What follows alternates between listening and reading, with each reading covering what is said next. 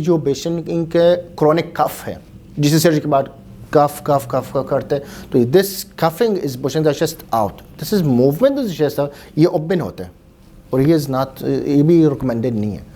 इसलिए हमारा जो बाईपास के बाद जो पोस्ट ऑप का केयर है, जैसे कि केयर करना है, is very important. It is almost equal to surgery, is not less than the surgery. Surgery सिर्फ कुछ few hours, recovery is few months. Surgery few hours, recovery is few months. You have to take care of it. जो minimal invasive इतने care नहीं होना चाहिए। Wound कम है तो definitely pen कम होता है। Cleaning is more easy. Patient का पोजीशन का इशू नहीं होता है। एक्चुअली जो कन्वेंशनल बाईपास पेशेंट का पोजीशन हमारे के लिए बहुत रिस्ट्रिक्शन होता है, मिनिमल में इतने रिस्ट्रिक्शन होते नहीं हैं, अगर भी हैं just for few days.